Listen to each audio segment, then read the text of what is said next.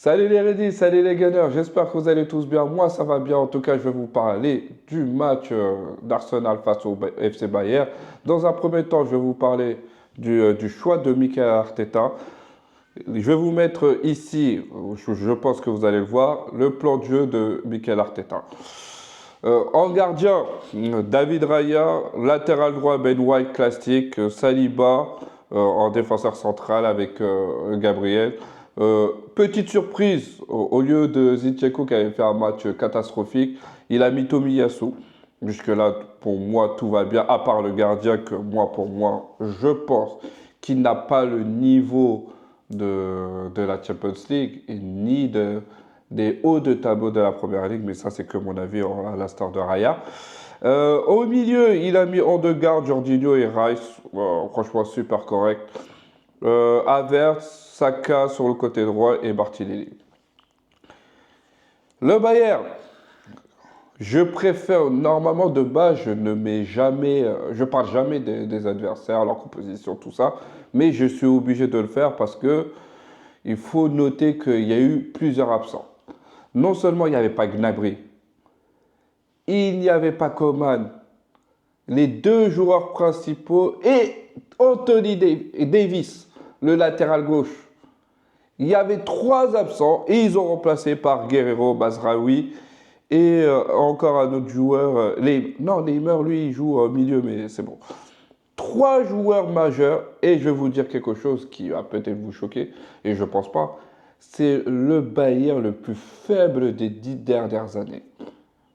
Et Arsenal ont quand même perdu face à eux. Même s'ils sont toujours bons, mais je pense pas qu'ils étaient beaucoup trop forts. Mais ça, j'en parlerai peu tout à l'heure. Attaquant Harry Kane, 10, Moussiala, ailier droit, Leroy Sané, Guerrero sur le côté gauche, Leimer, Goretzka. Bah, ils ont quand même du lourd derrière avec un Kimmich, Mathis de Ligt d'ailleurs et Mazraoui.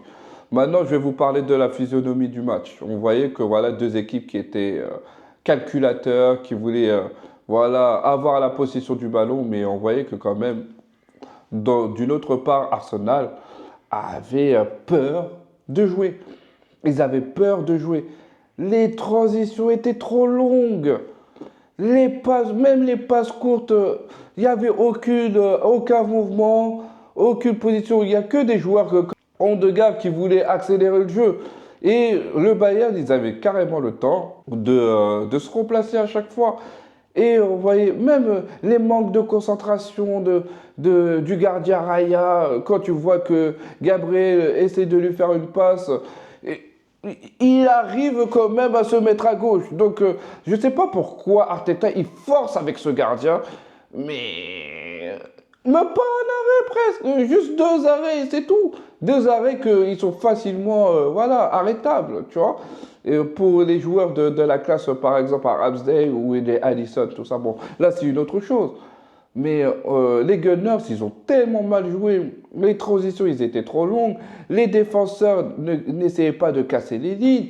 Mais Jorginho demandait le ballon, mais il voyait qu'il ne la recevait pas. Ça jouait à la baballe. Et franchement, regardez, quand je voyais le Bayern, ils étaient beaucoup plus dangereux. Pourquoi? Parce que la simple bonne raison qu'eux, ils faisaient des combinaisons que nous, on ne faisait pas à Arsenal. Comment tu peux arriver en quart de finale et de jouer de la sorte? Comment? Et aussi le coaching de Arteta qui est infligeant.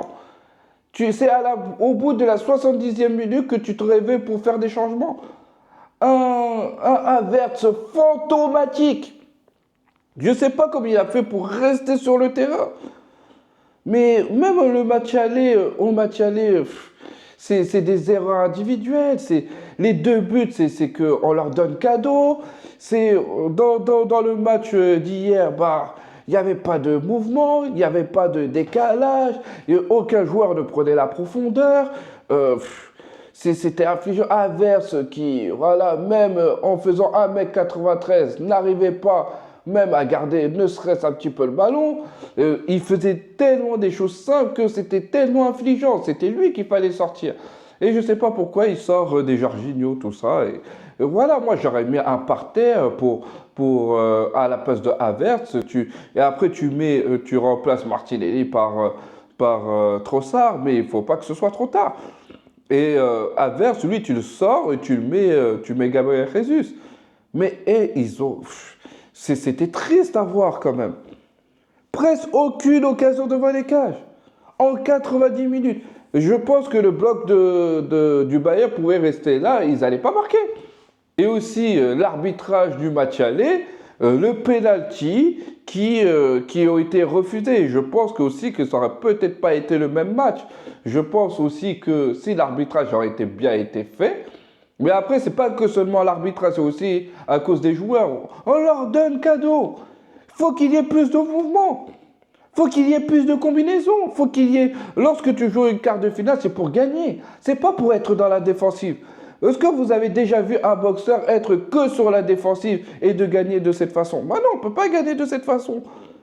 Oh là là là là.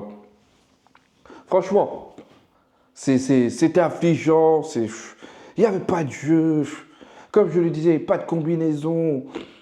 Même Saka, bon, Saka. Il défendait, mais en fait, c'était les défenseurs. Les défenseurs, si vous prenez le ballon, augmentez un petit peu le jeu. Faut qu'il y ait des mouvements, faut qu'il y ait quelqu'un qui pousse un coup de bouche et dire, hey, écoutez les gars, il faut qu'on bouge. Si vous ne bougez pas dans un match, c'est mort. Vous êtes mort. Non. Eux, les Bavarois, ils ont compris. Et heureusement qu'ils ont été maladroits. Mais sur le but de Kimmich, Martinelli, prenez votre joueur. Regardez là où vous êtes. Kimmich, il arrive et il est toujours... Vous n'avez pas compris que tout passe par Kimmich. C'est ça, tout passe par Kimmich. C'est pour ça qu'il a été élu homme du match. Pas seulement qu'il a marqué, mais le gars, il était souvent tout seul. On sait que Kimmich, c'est quelqu'un qui aime bien centrer, qui aime bien rentrer ou rester en retrait pour centrer. Est-ce qu'il fallait mettre Tomiyasu? Mais Tomiyasu, il a fait un bon match, tu vois, mais pas assez. Après, tu pouvais mettre qui, en fait? Tu pouvais mettre qui? Ah, franchement, je pense que ça aurait été à Timber, latéral gauche. Bon, Tomiyasu, il a fait un bon match, mais ça aurait été à Timber, latéral gauche, ça aurait été mieux. Mais on ne pouvait pas faire pire. C'est l'un des pires matchs de Havertz et c'est aussi à cause du coach de changer le joueur quand il est vraiment pas bon. C'est infligeant même. Le dernier corner, Saka, mieux que ça. Il faut que tu fasses mieux que ça. Saka, tu peux pas faire ça en dernier lieu.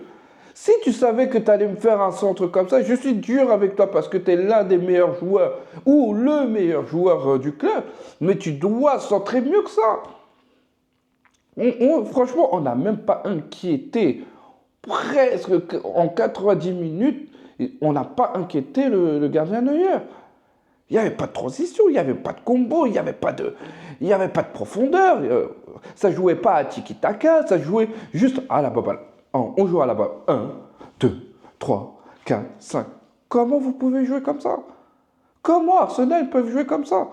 C'est infligeant à ce niveau. Après, bon, on va retenir le positif. Le positif, c'est que il y a eu plusieurs années où on n'était plus en Ligue des Champions, où Arsenal, ils étaient...